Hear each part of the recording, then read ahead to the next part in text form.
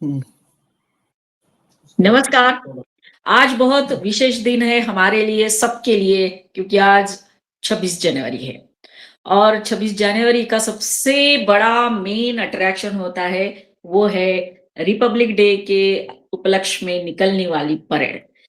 हज़ारों की संख्या में लोग वहाँ देखने जाते हैं और सही मायने में हम कहें तो सही में बहुत ही बढ़िया एक परेड होती है और उसको देखने का एक अलग आनंद होता है। लेकिन कभी आपने सोचा है कि ये परंपरा कब से शुरू हुई या कैसे शुरू हुई?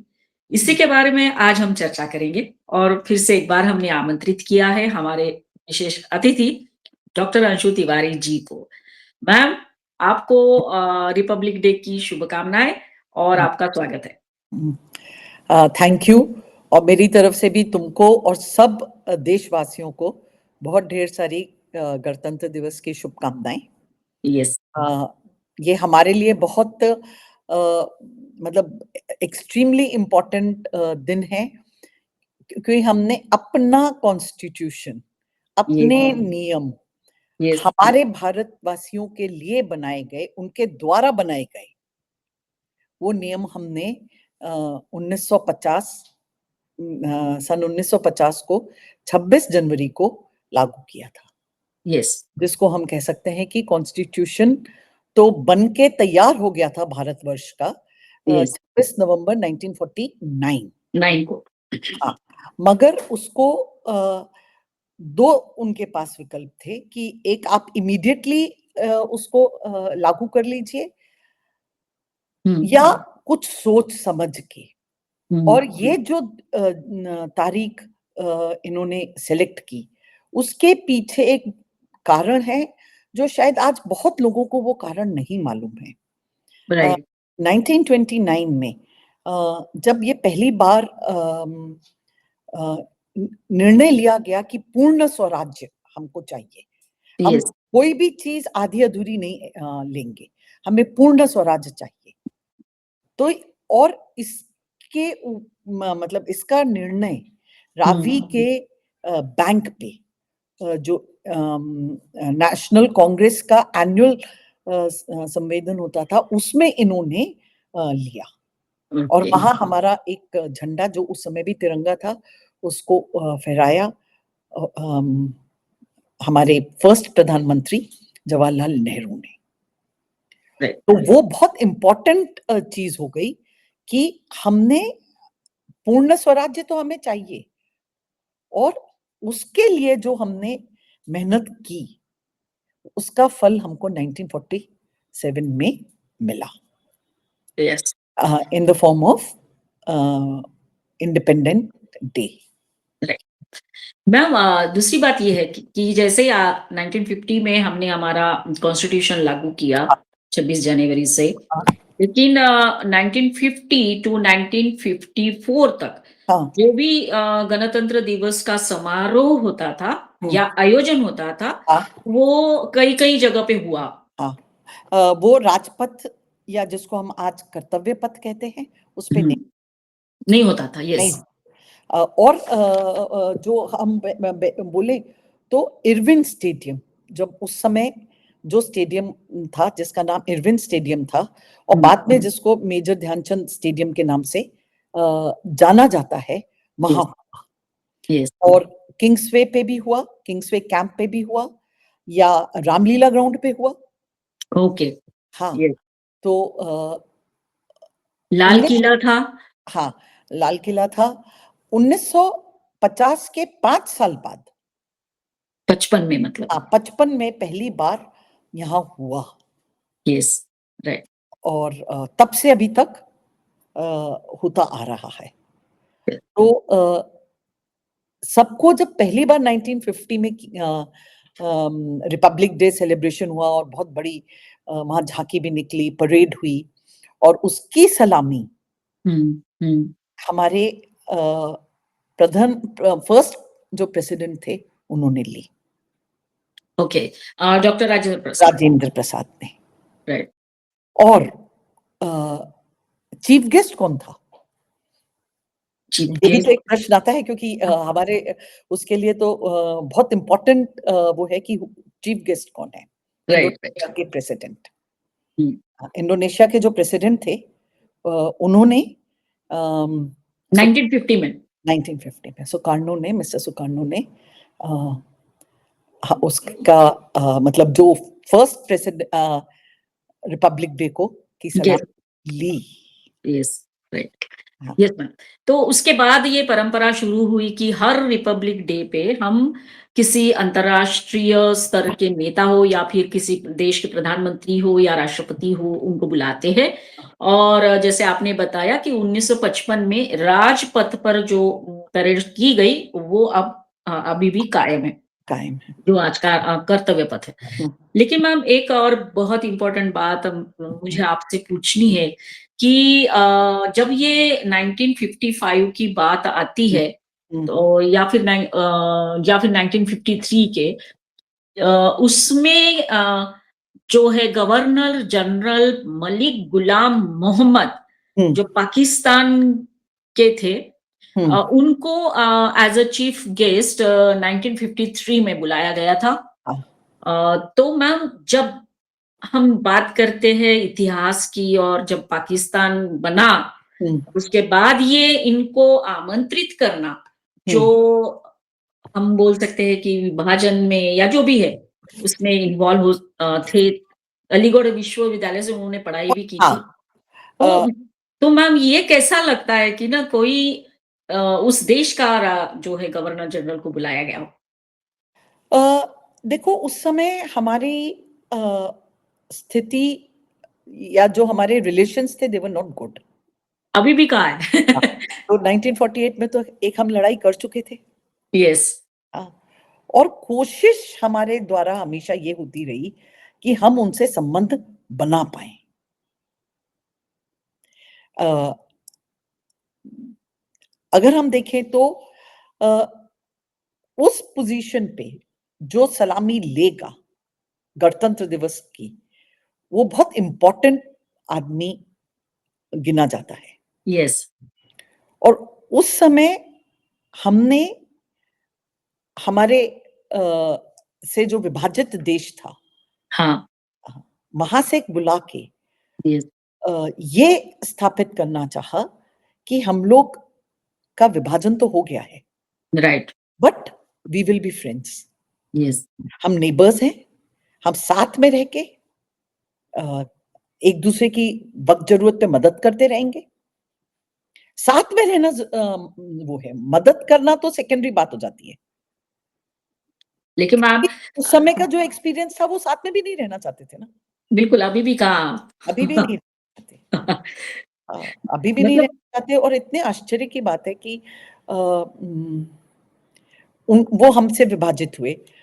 उसके बाद 1971 में भी एक और देश बना हुँ, ही विभाजित हुआ था। यस। वो भी आज ऐसा लगता है कि भारतवर्ष में आके अगर वो क्रिकेट खेलेंगे तो अम, उनको वो सेफ नहीं है उनके लिए। राइट, हाँ, जबकि हमारा प्रयास हमेशा से ये रहा है यस, कि हम हमारे नेबर्स के साथ अच्छे संबंध बनाएँ। राइट। हाँ, वो नेबर्स से हमें कोई सहायता नहीं मिलती संबंध बनाने के लिए, पर हमारा प्रयास रहता है और ये this happened right in the early stages. हुँ, ने गणतंत्र दिवस मतलब शुरू किया 1950 में जब पहली बार किया उसके बाद बुलाया। मगर कहीं हमको सफलता नहीं मिली, हमारे वो अच्छे रिलेशन हम नहीं स्थापित कर पाए और जो आज तक पूरा वर्ल्ड देख रहा है। मतलब मैम ये तो ठीक है, हमने हमेशा अच्छा प्रयास किया है। लेकिन मैम एक और चौंकाने वाली बात तो ये है कि जब इनको गवर्नर जनरल मलिक गुलाम मोहम्मद साहब को बुलाया गया था, he was a person who was also supporting the issue in Jammu and Kashmir, जो साजिश करने में उन्होंने कोई कसर नहीं छोड़ी नहीं थी। छोड़ी थी, फिर साजिश भी फिर भी उनको पर बुलाया गया। फिर भी मैं इसीलिए मैंने एक क्रिकेटिंग जो अभी घटनाएँ घट रही है, पिछले 2 दिन में 48 घंटे में ये बात बहुत उछल के आई है। यस, वो भी देश जो उनके बहकावे में आके हुँ, हमारे साथ संबंध इस हद तक बिगाड़ने को तैयार है कि आपके यहाँ हमारी टीम को सिक्योरिटी नहीं मिलेगी। बहुत छोटी चीज है। अगर हमारे देश में दूसरे वर्ल्ड के दूसरे कंट्रीज की टीम्स आ रही हैं खेलने के लिए, तो तुमको क्यों नहीं मिलेगी? राइट। और वो देश जब अलग हुआ तो वो परिस्थिति सबको मालूम है, क्या दर्दनाक परिस्थिति थी। Right, right. यस मैम, अभी दर्दनाक परिस्थिति थी, मतलब मैं तो मेरी उम्र उस समय ऐसी थी कि क्या घट रहा था वो हमको समझ में आता था। हम्म, हम्म, और उसके बावजूद अगर आज वहां के जो लीडर्स हैं वो ये बात नहीं समझ रहे। यस, यस मैम, अभी ये जो इतिहास है अभी वो तो है, लेकिन मैम अभी अपन जो बात करते हैं रिपब्लिक डे की जो परेड निकलती है, तो हाँ वो आई 1955 में शुरू हुई राजपथ पे, जो आज कर्तव्य पथ है। लेकिन उसके बावजूद उसमें फिर कैसे कैसे चेंजेस होते गए अकॉर्डिंग टू द टाइम और अकॉर्डिंग टू द सिचुएशन। और एक सबसे अच्छी बात है कि इस बार की सीआरपीएफ की जो एक महिला है, असिस्टेंट है, वो रिपब्लिक डे परेड को लीड कर रही है इस बार। Yes, right. यही कितना बड़ा बदलाव है। यस, ये राइट। कितना बड़ा बदलाव है। कुछ साल पहले हमारी वुमेन्स वो भी ऐड हुए, आर्मी के जो विमेन विंग है वो भी ऐड हुआ। राइट। और गणतंत्र दिवस परेड में हर वो चीज जो भारत ने अपने दम पे बनाई है, राइट, राइट। वो कोई खेती में नया एक्सपेरिमेंट करना, डीआरडीओ के द्वारा कोई नए अस्त्र शस्त्र का निर्माण होना, ये सारी चीजें पब्लिक के डोमेन में कब आती हैं? वो 26 जनवरी को ही आती है ना परेड में शामिल। Yes, yes. हाँ। और जो हमारे कच्छ और राजस्थान में अभी भी, क्योंकि वो रेतीला इलाका है, तो वहाँ ऊंट पे वो रहते हैं, मतलब the mode of transport is a camel. Yes, yes. वो भी आज कर्तव्य पथ पे आते हैं। हाँ, हाँ, क्योंकि वो भी हमारे डिफेंस का बहुत अहम हिस्सा है। हिस्सा है। हाँ, तो जो भी हमारे डिफेंस में है वो इंटरनल डिफेंस है। आपके बॉर्डर्स को सिक्योर करने की बात आ रही है, आप आर्मी, एयरफोर्स, नेवी सबके मिली जुली एक परेड होती है। और जो हमने वो उपलब्धियां पाई हैं वो वहां शोकेस की जाती हैं। Yes. And every year it gets added on. Right, right. तो अभी आपने जैसे बताया कि वुमेन, क्या नाम बताया अभी आपने जो लीड कर? सिमरन बाला।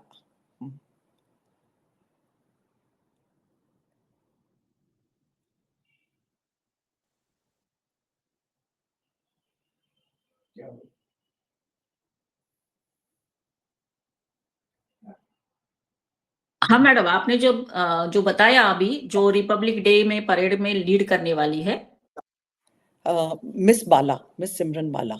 या उनका नाम या फिर उनको देखते हुए मुझे वो भी याद है कि आई थिंक 1975 में किरण बेदी जो थी उन्होंने भी लीड किया था। That was the first time that any women was there leading all male contingent. group. Yes, ये इस बार भी it's all mail contingent led by a yes, woman. all male contingent। और उस टाइम पे बहुत कंट्रोवर्सी हो गई थी, पहले उनको रिजेक्ट किया था और फिर बाद में उन्होंने किस तरह से उसको लीड किया ये हमने पढ़ा था। फिर मैम बात करते हैं कि इस परेड के दौरान दो प्रमुख चीजें आती है, एक तो हमारा डिफेंस किस तरह से है वो, और तो उसका क्या रीजन है कि हम क्यों उसमें शामिल करते हैं। अभी इस बार मैडम अगर आप पढ़ते हो तो हम शायद भैरव जो बैटालियन हमारी अभी अभी एस्टेब्लिश हुई है, ये जिसको कंपनी हमने बनाया है। शामिल किया। हाँ, तो इसका मेन रीजन उस टाइम पे क्या सोचा गया था कि दुनिया को हम बता सकते हैं कि हम कितने शक्तिशाली है।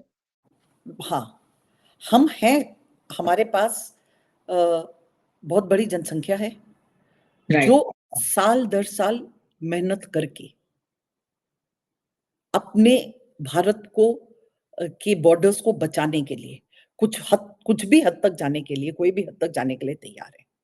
राइट, हाँ, तो उनका वही मैंने कहा इंटरनल सिक्योरिटी और बॉर्डर सिक्योरिटी दोनों ही पक्ष इधर इम्पोर्टेंट होते हैं 26 जनवरी की परेड में। परेड में, यस, तो बताना भी पड़ेगा ना, और जब हमारे राइट, इतने नेबर्स हैं तो हमें तो बताना पड़ेगा। और आज की दुनिया में जो आज स्थिति है, वहां तो ये बात सबको मालूम होनी चाहिए कि हम कितने सक्षम हैं। बिल्कुल, आप कोई गलत निर्णय लो उसके पहले आप सोचना 10 बार। राइट, यस, और एक छोटी सी झांकी उसकी हमने 10 मई 1900 आई मीन 2025 को दिखा दी थी राइट, कि हमारी कैपेबिलिटी क्या है। राइट, यस, वहां तो हम सिर्फ शोकेस करते हैं 26 जनवरी पे, मगर वो कैपेबिलिटी तो हमने करके दिखाई। ऑपरेशन सिंदूर में। हाँ, वही हम कह रहे हैं, वो तो हमने वो सब यूज करके दिखाया कि हमने क्या क्या बनाया है। बिल्कुल, बिल्कुल, राइट। दूसरी बात मैम ये कि इस बार शायद रिपब्लिक डे के परेड में लाइव बैटल एरे का फॉर्मेशन भी होने हाँ, वाला है, हाँ, शक्तिबान रेजिमेंट के द्वारा। यस। और फिर जब इतना बड़ा आपका देश है, इतनी बड़ी आपकी कोस्ट लाइन है, इतने ढेर सारे आपके मतलब पहाड़ भी हमारे देश में आते हैं, ओशंस भी हैं हम, क्योंकि पेनिनसुला भी है, तो आप डेजर्ट एरिया भी है, तो हमारे यस, पास इंटरनल सिक्योरिटी के लिए भी बहुत तरीके के हमने अपने को सक्षम बनाया है। तो ये चीजें आम पब्लिक को भी तो मालूम होनी चाहिए। राइट, यस, हाँ, बिल्कुल, ये आम पब्लिक को भी मालूम होनी चाहिए, खाली बाहर के लोगों को नहीं मालूम होनी चाहिए। और राइट, सब आज बच्चे बच्चे भी उस परेड को देखते हैं। हाँ, हाँ, और बहुत ध्यान से। अ, अगर हम अपने स्कूल का एक्सपीरियंस शेयर करें, तो ये परेड देखने के बाद हर क्लास में जाके शिक्षक बच्चों से इस बात पे बात करते हैं। क्या से यस, 20 साल बाद या 25 साल बाद तुम लोग को भी हम लोग यहाँ ऐसे अगर देखते हैं गणतंत्र परेड का हिस्सा लेते हुए, तो वी विल बी प्राउड। और हम हुए हैं, क्योंकि हमारे स्कूल से बच्चों ने उसमें भाग लिया है। बिल्कुल, तो हम लोग यस, सब इमोशनली जुड़ जाते हैं। राइट, हाँ, यस। तो तो मैम जो अभी भी वहाँ हैं, वो हाँ, हमारे लिए बहुत बड़ी अचीवमेंट है। Right, yes.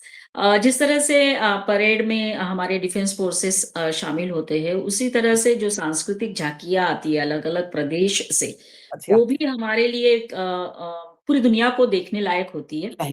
कैसे हम कल्चर को अभी भी जतन करे हुए, क्या-क्या इसका सिग्निफिकेंस है और एक संदेश पूरे दुनिया को जाता है इस बहाने। पूरे दुनिया को संदेश जाता है। और जो हमारे अ,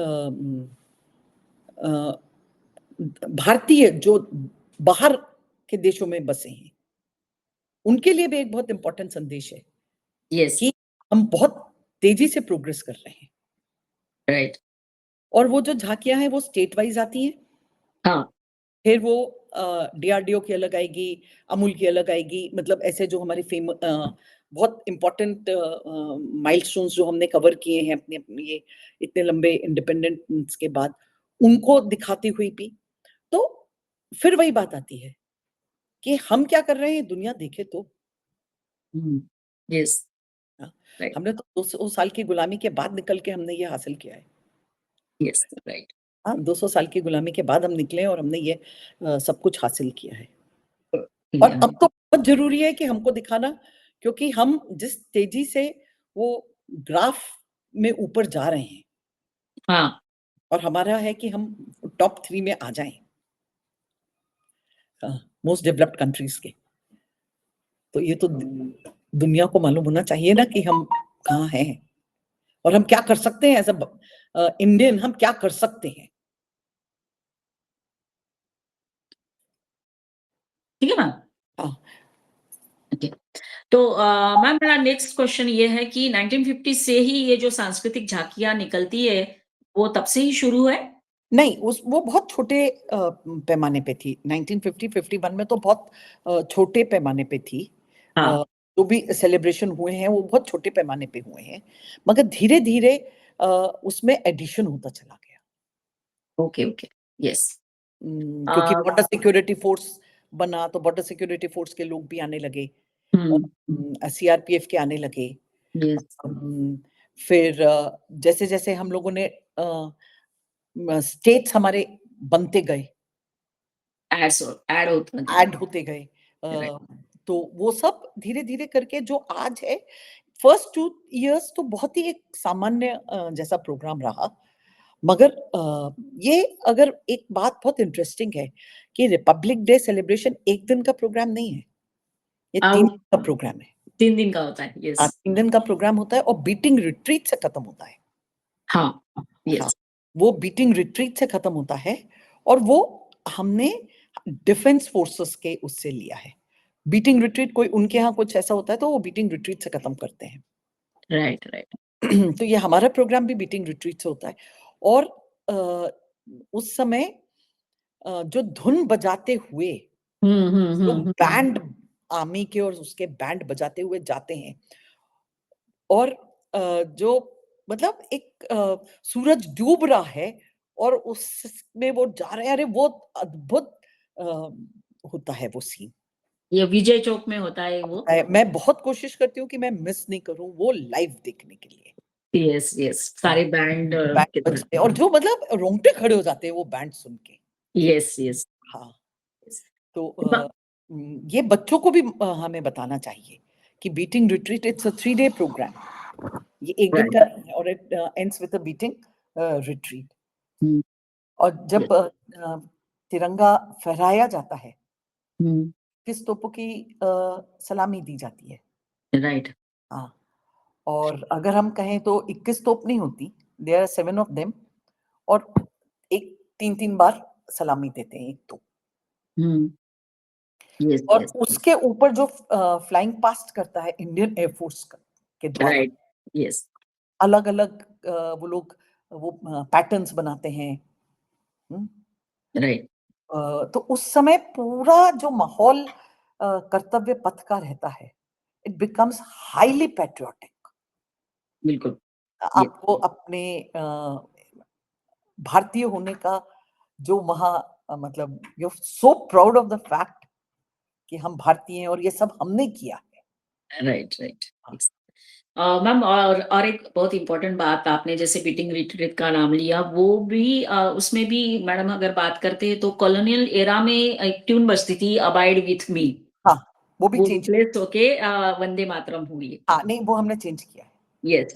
हाँ, दूसरी बात मैम रिपब्लिक डे पे और उसके आजू-बाजू में ही जो है आर्म फोर्सेस के गैलेंट्री अवार्ड्स भी दिए जाते हैं। हाँ और वो राष्ट्रपति के द्वारा दिए जाते हैं। यस, राष्ट्रपति के द्वारा हाँ, दिए जाते तो अगर हम कहें तो ये प्रोग्राम इसमें सर्वोच्च राष्ट्रपति होते हैं हैं। यस, और 15 अगस्त पे सर्वोच्च प्राइम मिनिस्टर प्राइम होते मिनिस्टर होते हैं, राइट। हैं। हाँ, तो अ, तो पूरा अगर ये पूरा हम देखते हैं हमारे रिपब्लिक डे का जो सेरेमनी है, हाँ, उसकी तैयारियाँ मैडम हाँ, कितने दिन पहले से शुरू हो जाती है? I just remember one of our students जो नेवी में था और उसका सिलेक्शन हो गया था परेड में। परेड के लिए। तो हाँ, ही शेयर्ड हिज एक्सपीरियंस कि मैम रात के 2 बजे उठना पड़ता है, प्रैक्टिस करनी पड़ती है, इतने किलोमीटर चलना पड़ता है, इतने ठंड में वो भी। हाँ, तो दैट शोज़ कि कितने दिनों से ये मेहनत करते हैं सभी लोग अपना रिपब्लिक डे मनाने के लिए। मेरी सिस्टर का सिलेक्शन हुआ था अच्छा। यूपी स्टेट से रिपब्लिक डे परेड में वो जो कंटिंजेंट था उसके लिए। तो ये लोग करीब 15-20 दिसंबर को निकल जाते थे और हुँ। वहाँ रहते हैं, वो खुले में रहते हैं, टेंट रहते हैं और स्लीपिंग बैग्स होते हैं।